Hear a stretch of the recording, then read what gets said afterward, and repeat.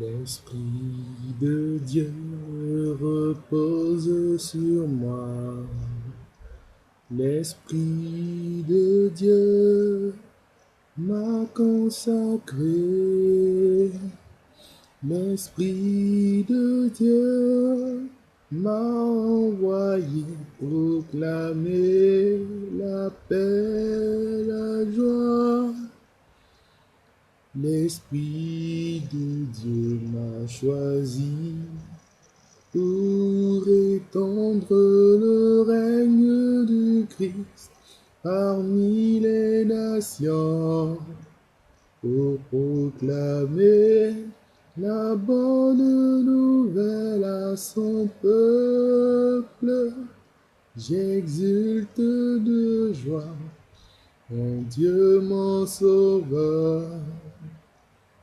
L'Esprit de Dieu repose sur moi.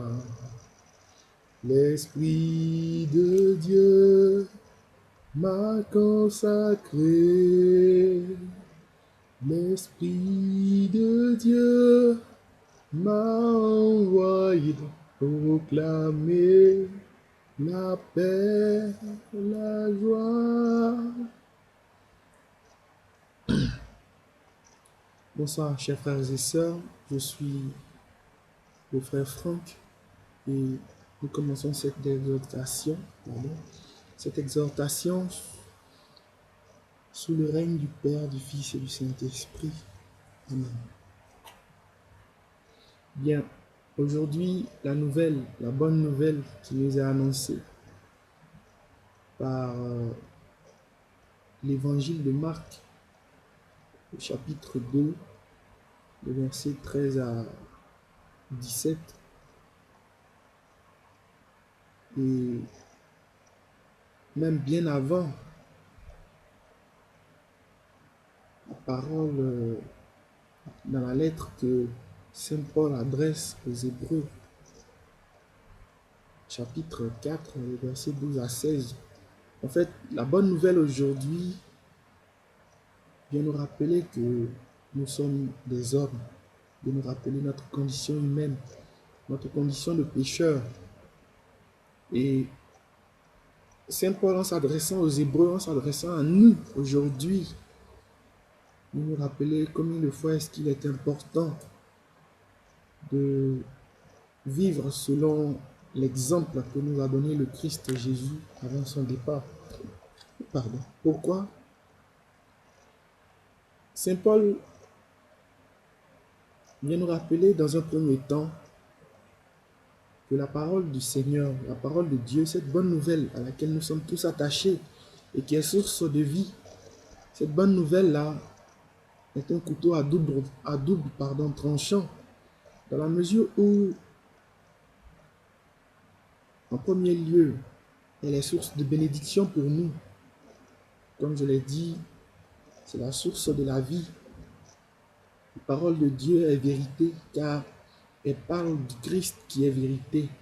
Et cette vérité-là est grâce et bénédiction pour les enfants de Dieu que nous sommes. Mais en même temps,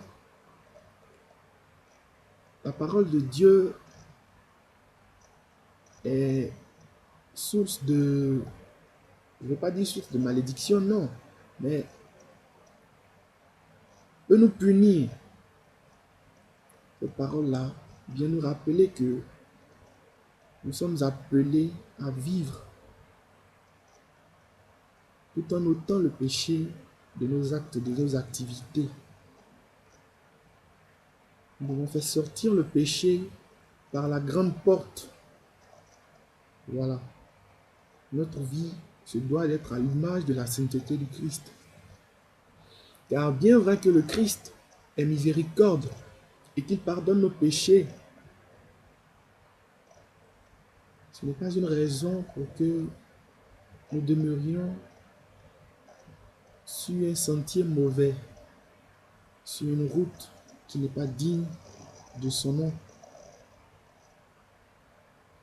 Paul nous rappelle qu'il a vécu notre condition humaine, tout excepté le péché, c'est-à-dire qu'il a vécu nos épreuves, il a vécu le calvaire qui est peut-être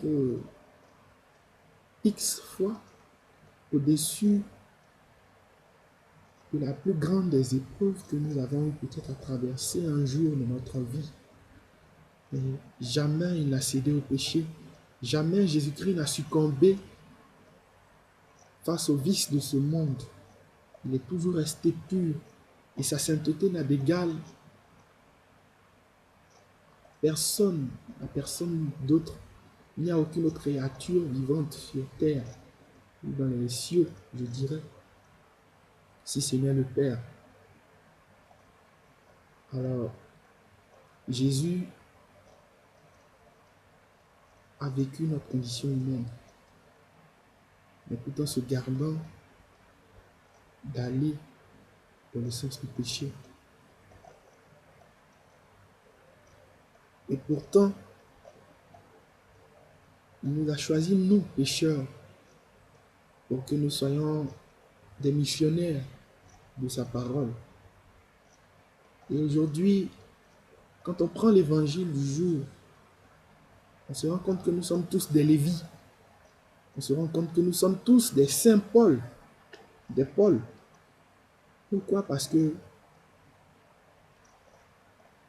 Paul qui parle au nom de Jésus est pécheur et est peut-être l'exemple palpable de l'appel, de l'envoi du Christ. Paul est peut-être le messager modèle, si on veut voir, parce que pécheur qu'il était, qu'il eût cru, un jour que Paul serait appelé à la suite du Christ. Lui-même peut-être n'y croyait même pas. Lévi également n'y avait peut-être jamais pensé. Mais malgré ses fautes, malgré ses péchés, Jésus l'a appelé. Jésus les a appelés à sa suite pour le suivre. Parler de lui, pour proclamer sa gloire. Qui mieux que ceux qui vivent le péché? Qui mieux que ceux qui succombent chaque jour à leurs épreuves? Qui mieux que ceux parmi lesquels il a vécu? Qui mieux que ces gens-là pour parler de lui? Alors, bien-aimés, il est vrai que quel que soit ce que nous ferons, il y aura toujours des pharisiens dans notre vie. Il y aura toujours des gens pour protester, pour parler, pour nous pointer du doigt. Des pharisiens, il n'en manquera jamais dans notre vie. Mais rien, absolument rien, même pas les épreuves que nous vivons, même pas les péchés, nos péchés qui nous habitent jour et nuit, ne doivent nous détourner de la mission que le Christ nous porte. Rien ne doit nous détourner de ce message-là que nous devons porter. Nous devons aller par toutes les nations proclamer qu'il est le roi, qu'il est l'alpha et l'oméga. Nous devons aller porter la bonne nouvelle aux pauvres, annoncer aux captifs leur libération, annoncer que le monde a été sauvé par Jésus. Nous qui sommes pécheurs, c'est nous qui avons le plus besoin de lui, parce que c'est pour nous que Jésus est venu dans ce monde. Et il va même le dire, ce ne sont pas les gens bien portants qui ont besoin du médecin, mais les malades. Il dit que lui, le médecin par excellence, est venu non pas pour les bien portants, pour ceux qui n'ont pas de soucis, pour ceux qui sont sans problème, pour ceux qui n'ont vraiment pas besoin de changement dans leur vie. Mais il vient pour les malades à tout niveau. Il vient pour les pécheurs que nous sommes. Il vient pour ceux qui sont désemparés, pour la veuve et l'orphelin. Il vient pour ceux qui sont démunis. Il vient pour les délaissés. Il vient pour les prisonniers. Il vient pour tous ceux qui ne savent plus où donner de la tête, qui sont perdus, qui ne croient plus en la vie, et tous ceux qui ont perdu tout espoir de vivre ou de croire. Il vient pour ceux qui sont malades, de corps, d'âme et d'esprit. Bien-aimés, c'est à nous de porter la bonne nouvelle. C'est à nous de porter le message au monde pour dire que seul ce Jésus-là peut nous tirer d'affaire. Seul ce Jésus-là peut libérer les captifs et les prisonniers. Seul ce Jésus-là peut libérer tous ceux qui sont sans espoir. Tel est le message que je viens vous porter en ce soir, en ce jour, je dirais, pardon. Demandant à Jésus la force et le courage de pouvoir porter son message et que nous soyons des messagers, des missionnaires à sa gloire. La moisson est abondante et même surabondante, et peu nombreux sont les ouvriers. Demandant à Dieu de faire partie de cette frange de population, c'est-à-dire des élus, des choisis de Dieu pour proclamer sa gloire et qui nous aide à assumer cette mission en tout temps et en tout lieu, afin que la gloire du Père, du Fils et de l'Esprit Saint se manifeste dans la vie de tout homme sur terre par notre voix de messager.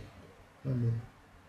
Que le Seigneur nous bénisse, qu'il nous garde et nous protège durant tout ce week-end et durant toute cette année.